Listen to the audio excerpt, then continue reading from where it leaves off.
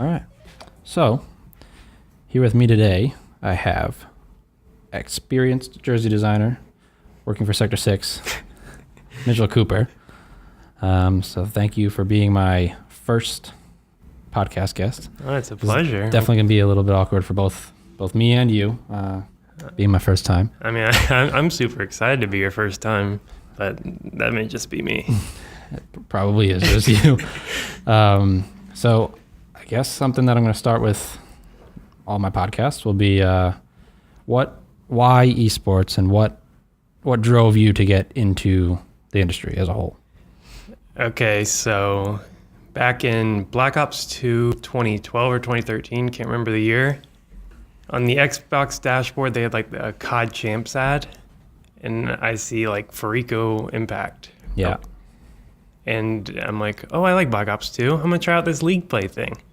And I joined that clan called Farico. And I just play COD since.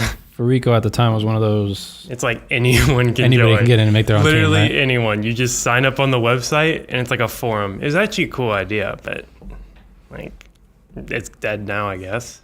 Yeah, I've not seen that. Actually, a couple years ago, someone had reached out under the Farico name to print jerseys for an event. Oh my god! It didn't. Oh, I remember they had this. They had like this tier system. Where if you placed top 24 or like top 8, you could get like partial or full funding depending on how you placed. Partial funding. We'll cover your half your hotel for one of your players. And then just through when I actually got into the industry, like working wise, was through designing. I realized by Advanced Warfare was not the best Call of Duty player.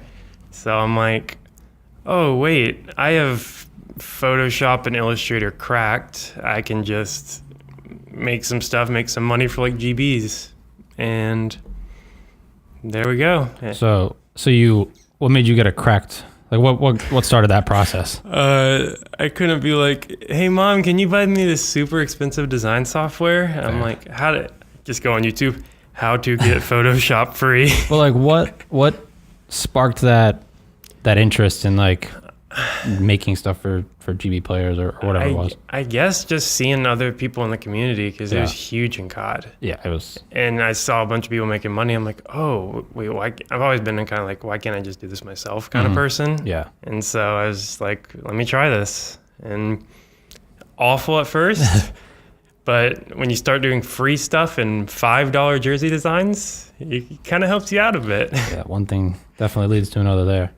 Yeah. So how long did you do free, and like what specifically did you start off with? I would do free headers, logos, and like basically just for a couple months. Mm-hmm. Then I saw some people doing like jersey designs on this like ripped dude mock-up. Yeah. It's like a t-shirt. I'm like, oh, I found the mock-up. Let me try this. I'm going to sell them for $5 a pop. Mm-hmm. And so I just started doing it for teams. Like, hey, you want this? Only $5. And they could have just taken it if they wanted to, and then I got approached by a company called Blue Branding. Right. Because I took a client of theirs who was going to pay $50 for a jersey design, because I said, hey, here's a jersey design for $5. And they're like, oh, well, let's pick this dude up. Yeah. He can do jerseys for us. Smart pickup on their part. Not at the time, but... No, not at the time. Why not? That was garbage. Oh, well, I mean, you poached out their designs. I figure if they're going to spend $5, they only have to pay you $5 then. There's a lesson, kids. Just poach. Well, you selling your jersey designs for as cheap as you did probably didn't help other people trying to run a business. Yeah. So Blue Branding, how long did you work with Blue Branding? Like, I want to say 2 years. Yeah. Wow, was it 2 years? I think so. So the core group was disbanded probably after like a solid year. Mm-hmm. And I was just kind of by myself running everything. Barely had any clientele. And then that's when I hit you up for a header. Yes. Yeah. And I was hey, you're a designer. I'll pay you for a header. And you'll be like, okay. Took you way too long for what it was. And next thing I know, we were following each other and stuff. And that's kind of where our whole ESA stuff started. Yeah. So I guess that obviously was the initial part of our friendship. And then one thing led to another. I saw that you did the jersey designs, and obviously, I mean, I don't remember, how did that go? It was we got on a Skype call. No, I think you literally just messaged me on Skype. Yeah. Hey, you want to design for our company? I'm like, yeah, I can. And I'm thinking I'm some like hot shot with Blue Branding at the time. Blue Branding was a pretty reputable company at the time. Yeah, but I was like the only one a part of it at the time. Nobody knew that though. Yeah, it's all about the facade. Yeah. And I'm like, yeah, I can do this like part-time, I can do this here and there. I'm pretty busy. Got like one design every month. Oh, that's right. You stuck with Blue Branding for like, I don't remember how long, but a little bit. Yeah. In the early stages. In every jersey I did, I just said, hey, go to Esports Apparel. And they'd be like, okay. Yeah. I'm sure it went the other way too, where anybody at Esports Apparel who needed graphic work was like, go to Blue Branding. Yeah, that or the Great Y Instinct. The Great One. Back in my graphic design days, that's not of my favorite times, because I probably overcharged for subpar work. Well, I mean, to say the least. You charged me like $25 for a header. Do you still have that header? I do. Okay, that should but in the video. All right, but granted, was it awful? No. But if you're charging less, you would have undervalued. Yeah, I mean, just caught. That is the unfortunate thing about graphic design, especially in the Call of Duty community. At the time, it was anything less than $20-$25 is like, why am I even spending the hour or however long it's going to take me to do this? Yeah, I should try and make some money. If someone's going to pay for it, they're going to pay for it. Yeah, I mean, it was weird. It was only like the COD community too. Yeah. There were so many people. Like, yeah. Hey, those were like the Black Ops 2, Ghosts, and Advanced Warfare were like the glory days for COD design Twitter. Yeah, because everybody was on Twitter. Everybody was so obtainable. Like, you could go any other industry that you're going to try and be in, it was just so hard to reach a client or a new client or like get your name out there. Yeah. Call of Duty Twitter was great. Call of Duty players, you just had to hit a nasty 3-piece and you post it on Twitter. People are like, holy crap, this guy's great.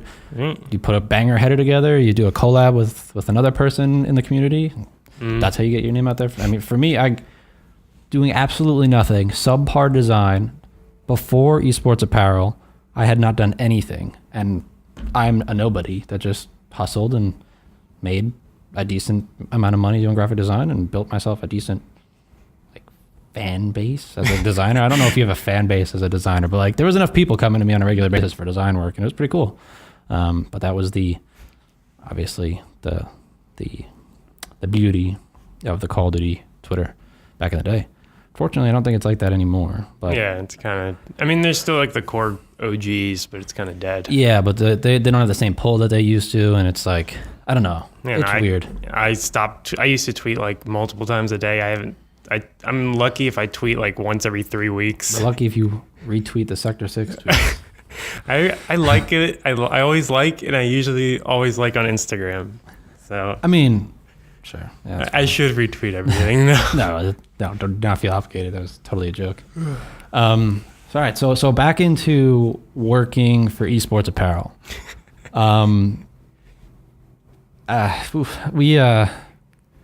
We did some things under the table, I guess, is the best way to kind of describe our business relationship. Let's talk about a little bit how you were employed. Okay. Not the right way, probably. Hey, Mom, if you're listening, I'm sorry. Oh, this is going to be great. So there's this great thing called PayPal. Everybody has a PayPal. Yeah. Your certain person was not allowed to have a PayPal. Why not? Because my mother said no. And so I also had a rule. I was not allowed to talk to anyone on the internet I did not know. So my mom was the same way. I had to be a very sneaky person when it came to doing design work for an apparel company who wanted to pay me. Obviously, you got to pay your employee. There was for his work. I made a PayPal. It was unverified, so the max I could hold in it was $500. Right. So every time I hit 500, I would have to spend it. Obviously, I bought basically shoes and stuff on Xbox, like games or like microtransactions, stuff like that. I literally had to find out ways to spend money. It's a good problem to have, but I mean, how much I could have saved over the years, though. yeah, I mean, it's funny. We just talked about this the other day, and you did not think about the opportunity of purchasing Visa gift cards and just stashing them. I don't want to. I would have had thousands. Yeah, just sitting. Right? I mean, and Visa gift cards. In the grand scheme of things, now you have thousands of dollars in shoes because you have a pretty gnarly shoe collection. Yeah, I guess, but not worth it. I don't know. You could probably sell those shoes. Not worn. It's all about. But you got all those dead Yeezys. stock.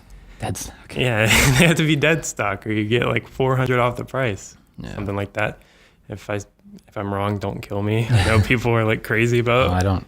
I'm the wrong person to confirm on that one. I have no idea about anything about shoes. I've been wearing the same shoes the past probably 10 months. You got heat. Yeah, I got some heat. So you were 14? I was either 14 or I just turned 15 when we. So 14, 15 when you started working with us as Esports Apparel, and then that obviously until now. But when you turned 18 was when you could finally like get a verified PayPal account, or did you never do that? Not until I got my own bank account when I moved here. Oh my goodness. Oh man, that's great. So we worked. So you worked with us until you moved here, obviously. And so what was it like?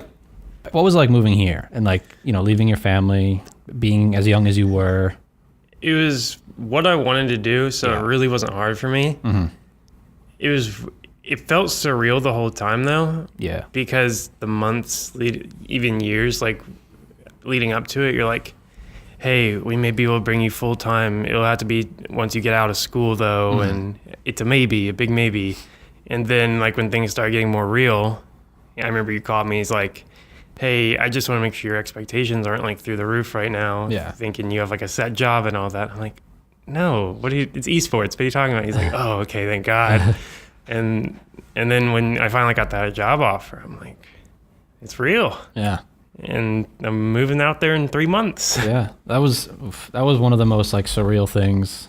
I think for me, was like being able to offer you a job. I think was super super cool for both Josh and me. Like it was great. And then you moving out here, and when you you moved out here September, right? Like August. And once we got all the three of us just started being able to do everything like together in the same room or whatever. It was just everything it started to fall together, and it was just great. Yeah. It was great. I don't know about you, but it's super weird seeing someone in person who you've seen like through a camera and goodness. Talk to. I'm like, are you real? Hold on, let's back this up a little bit. When you came to visit to see the office. Oh, that was super weird. That was the most surreal. It was weird because it was that. But on top of that, your mom had no idea you'd been working with us. So it was like. Well, no, she had she's known I've done work for you guys. Oh, it's just not to the extent that it's not like you're paying me, and like I'm basically full time working from home. Well, okay, fair. Yeah, I don't know. It was just like you came into the office and I saw you and just wanted to give you a hug or whatever, and it was just like we don't know each other that well. Yeah, exactly. That was great. It was fun. But I mean, that was it. You came into the office and we sat down. I remember Josh put you immediately to work, I think, or like as soon as you finished touring, it was, we got to get this done. So-and-so needs this. I forgot what it was. It was like a pro jacket, and he's like, hey, you want to do this? I'm like, yeah, sure. And then like I just kept doing one thing after the other. I'm like, oh my, office environment, not sitting in my dark bedroom. Yeah. This is awesome. Yeah, that's another thing. Like I think esports as a whole, and like a lot of people think you could work remotely, and you can. Like it's doable starting a company or running a company or doing any job remotely. It can be done, but it's not beneficial to like the entire, like you could do so much better. You know, if you're sitting down with your entire team or just in an office setting by yourself. There's times where I've come to the office entirely by myself, whether it's either an hour earlier or like a couple hours later that I stay, and it's just so much more, what's the word, productive than being at home, just like sitting at my desk. Yeah, it's just good being away from home. Yeah. Like, and especially not to say being away from home is well, I mean, great, like, but like for working. No. Yeah. But like, especially it was really cool, like coming into this environment where I'm like, holy cow, there's like a whole office filled of people. I've never like, I didn't know esports offices were a thing. I thought it was just a bunch of people in their houses, like me. Yeah. And there's a bunch of people with similar interests. I'm like, this is awesome. Well, I mean, I think it was nice. It was definitely nice to have as many people around as we did. I think that's a little bit of a treat. I don't think I would highly doubt if there are more than one or two offices like that. Yeah. But it was definitely great to have as many like-minded individuals that we did around us, like within touching distance all day. It was great. It was the energy in there. Like Roman, I miss Roman. Oh, that man, beautiful. Like, seeing just the energy he brought to the office and like people like that. It was great. And not to be like a fanboy, but I remember walking in and I see Hex, and I'm like, I've been watching that dude for years. What the heck? Yeah. That's weird. It was, yeah. Like, especially because, like you said, there's a lot of times, or for the longest time, you'd be working from home in your room or whatever. And it was the same for me. Like, until I moved here and got to this office, I did a lot of, aside from going to events, like I did a lot of my work from my house. And then to see all these people that you've either watched or been a fan of or like worked with to some extent over the years, like all in one place, it's like, holy crap, this is a legit, you're a person. You're not just a Discord like AVI or like a Twitter AVI. Like you're a human being. You're telling me you don't look like that anime avatar you have? It totally threw me off. Man, I wish I knew somebody off the bat with like who had an anime. I don't know any. Damn it. Oh well. So yeah, I mean that's great. So let's see, what do we got next? So your overall experience as a jersey designer, how do you like expand upon like how did you become a better jersey designer? Like obviously you started doing your free and $5 and like your whatever, but and that scaled. But like what did you do to become better? As corny as it is, just practice really. Yeah. Like you find one thing and you're like, oh, that looks good. And then you try that on a new jersey. Yeah. Like, oh, I'm going to try this thing that looked good on the previous, but I'm going to add something to it. And then you just build whole new things, especially with like patterns. Like you try something, looks good. And then you're like, okay, for this next one, I'm going to do what I did with this. Right. But I'm going to do like a different shape with it or a different color combination, stuff like that. And you kind of just build off of what you've done previously, or at least that's how I do it. Really? Oh, I mean, yeah, that's how like if you look over the years, my style has kind of like been one thing and then the next, and then my style is like you can tell when a jersey I made was made because you like chronologically put them in order. Yeah, it's like this is and then it gets better. And then the shoulders and then this is a 2015. Yeah, like that's basically my main process. So.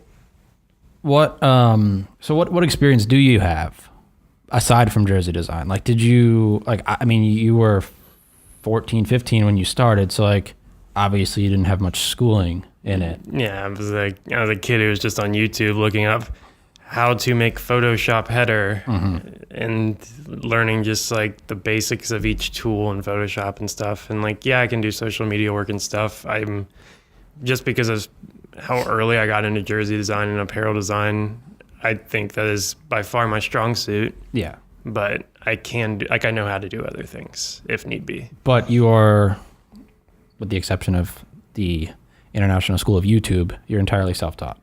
Yeah. Obviously, now you're in school for... I'm in school for graphic design. Yeah, online, which is a blast. Yeah, it is. I know it's a blast because I always hear about it. How to make a rectangle. Well, how to save a They gotta pretend everybody's at the same spot. Yeah, it's really hard for me to accept that there are some people who know nothing, who didn't do like a YouTube school like I did. They just literally know nothing going into this class, and I just got to live with it for now. So what is school like for, I guess for somebody who is somewhat in your shoes and like they design and they're self-taught or they're a jersey designer or whatever, I assume there's a you 4 years ago.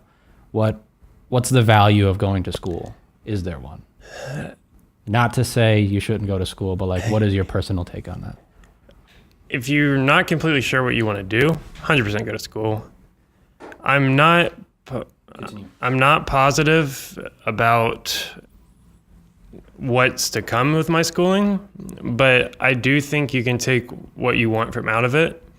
Obviously, there's things to learn. Like, I've learned a little bit about color theory and guides and the rules of art, more so than actually how to use the programs. Yeah.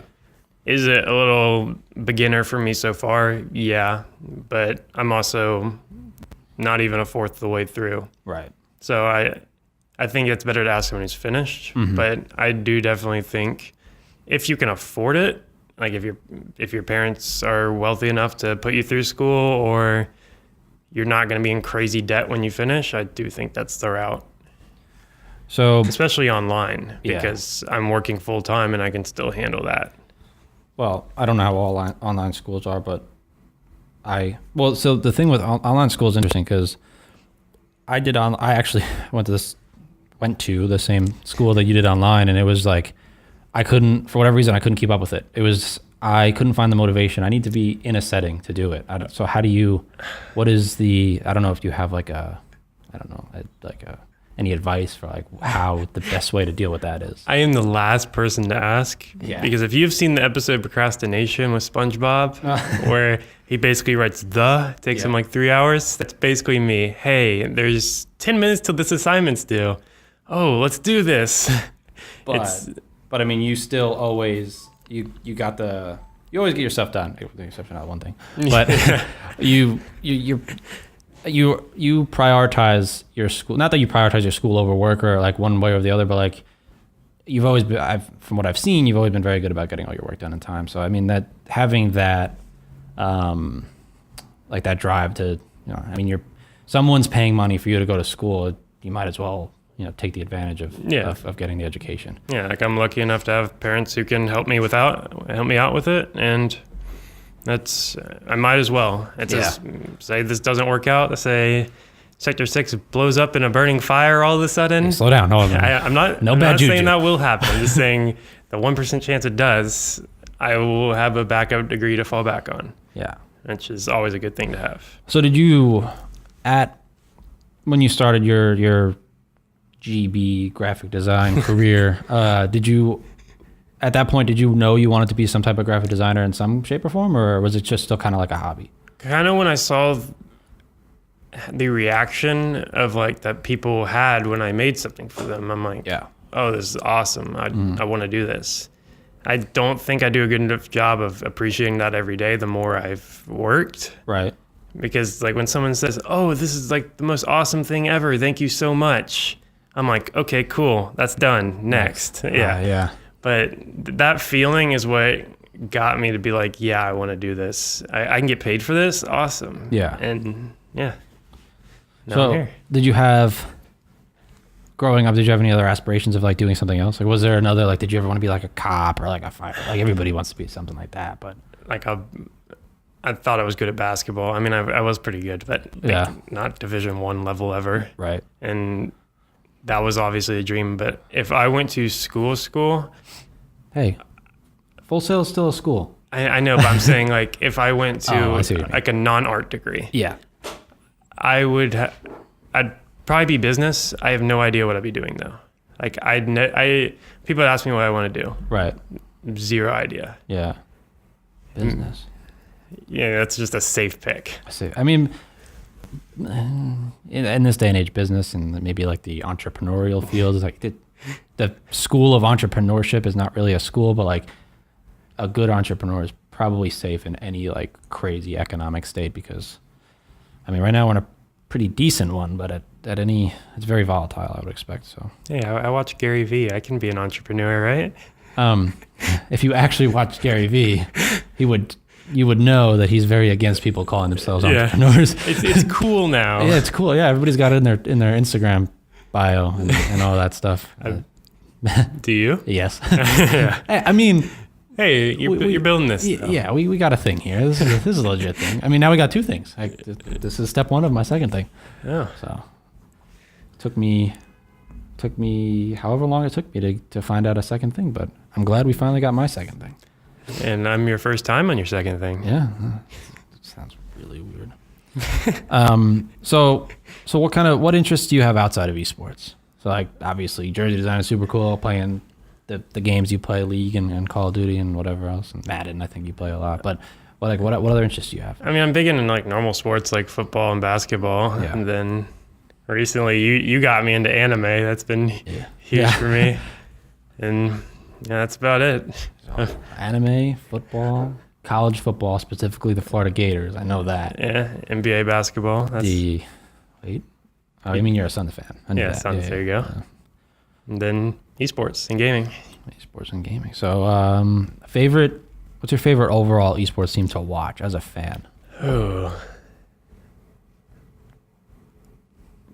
My favorite team to watch, like in an event, would probably be just Optic, just because how much excitement they bring to Call of Duty. Team. Okay. Yeah, but like my go-to team, like I'm turning on the game is Cloud9 League. Yeah. Like, why is that? Sneaky. Yeah. You got a thing for Sneaky? A little bit. Yeah, I mean, I guess for anybody who doesn't know who Sneaky is, look him up. Check out his Patreon. Just put Sneaky-cosplay, and then you'll love it. Mitch's mother, don't do it. Do not do that. Let's just really hope she's not watching and we're good. I think it'll be great. Yeah. Yeah. So I guess, so you alluded to if Sector 6 crashed and burned. Obviously, that'd be very unfortunate. There'd be terribly upset people in the world. Yeah. What would you do? I'd love to find something else in esports, whether that's... Oh, you wouldn't even help me bring it back. If Sector 6 crashed and burned, I'm I'm thinking kidding. burned to the ground dead. I'm kidding, yeah. But I'd love to find something else in esports, whether that's another design job, God forbid another apparel company. Traitor. But either that or something like marketing or just something a part of a team on esports. But in esports, would be your first... That would be my first go-to. And then after that, I'd try to find a non-endemic design job. Yeah. And have you put thought into that? Like into what field? Like would you want to do like packaging development or like product development? Or that's not really graphic design, but like advertising, like... That'd probably be the safest route is advertising, but like I'm not modern day Mad Men. Yeah, I'm not like a branding expert. Yeah. But I mean, I think I'd definitely grow more as a designer, like freelancing and stuff. So you would freelance? Until I found a job, at least, yes. Yeah, you'd have to do something. Yeah, you can't just sit there with no income. But I mean, people do it. It's not advised, but you can do it. Yeah. And then I'm living out homeless, but yeah. Cool. Little jersey design. A little jersey design. So short of Sector 6 failing, what do you have, whether inside esports or outside of esports, do you have future goals and aspirations?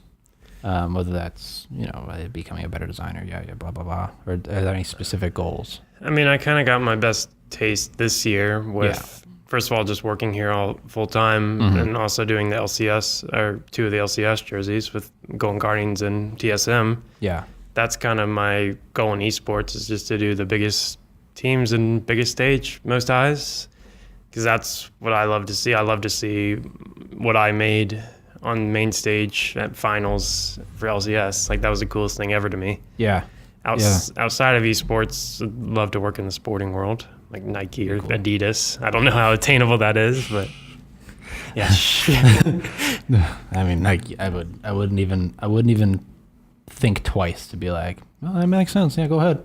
I wish they wanted me. I mean, Nike Adidas, that'd be big. I respect that. Okay, yeah. So I mean, that makes sense. Those would be a goal. So, do you have in your time? I say in your time at Sector 6, Esports Apparel, whatever, or prior on Blue Branding, do you have like a project that stands out to you as like your favorite, most labor intensive, or like most greatest payoff? I know you just mentioned the league ones, but like outside of that, is there anything? Obviously, only announced things. Yeah. The greatest payoff, it's definitely probably league actually, Optic Evolution. Yeah. Well, that's a hot topic. While it did not have the best reception overall, some were really cool, some were not so cool. I will admit that myself as a designer. It was a labor for sure, but seeing Optic Gaming post my jerseys, like a hype video and stuff. Yeah. I'm like, holy shit, this is real. I'm moving here in a month. Yeah. And that's right. That was before you moved here. Yeah. That's great. Yeah. But that was a labor solely off of, I created the initial design as what was deemed the Counter-Strike design. It had like the cool triangle pattern. COD used it for Las Vegas this year. But that was before the evolution. Yeah, that was before the idea of evolution ever even started. It was just, hey, we're going to make Optic's next jersey. Or no, it started as a league jersey. They're like, oh, right. Yeah. Hey, we're going to do a summer split jersey. Mm-hmm. And I'm like, oh, bet, watch this. And I made that. And I guess Josh sent it to whoever. It's like, oh, this is awesome. Hey, we're actually going to do 6 each game. Yeah. I'm like, oh God, I did not design that for this. And I'm like, okay, for Call of Duty, I can do a camo. For some reason, we never got the camo right. Yeah, it was awful. That was a fun project. Oh my God. PUBG, we did like a woodland camo. Yep. That looked really good. I liked that a lot. Yeah, that was fun. And then Gears of War, this is my least favorite. We did like a blood splatter and cogwheel. I mean, it's on theme. It was very on theme. It looked cool. It just fit brand. Yes. But it just, I would never put blood splatter on a jersey. Right. And then we got Dota. We did a really cool, or at least I thought it was a cool, I didn't know anything about Dota. Mm-hmm. So I just fit the theme of TI that year. Right. Turns out they did really well at TI, plays like top 4. And it was on theme. It looked really cool. Yeah, those jerseys were great. What was the last one? Oh yeah, CS. Which was the original design. And then we were supposed to have a Fortnite. That we never got to that. Oh, that's right. We just never got to that one. Yeah. Well, that's unfortunate. But I mean, Optic is not currently using multiple designs, so yeah. You know, it's safe to say that was not the hottest moment for Optic Gaming. Yeah. My fault. I mean, yeah, we'll leave that there. All right, cool. So, I mean, that was your most, the greatest, biggest payoff project, maybe. But is there like is there a favorite brand, whether it's big name, small name, cool people, whatever? Is the biggest brand that you got to do a design for that you just most enjoyed the design in general? Let's think. Oh, actually, UNT, the University of North Texas, right up the road. Yeah. But they just had a logo that was like, hey, I'm going to blow this up. And then I'm going to put a cool pattern in the background and have like, it just works all so well for me. Yeah. And I have it hanging up in my house now. Was this the first UNT jersey we did, or the second one? No, the second one. The one we did once I moved here. Yeah. Okay.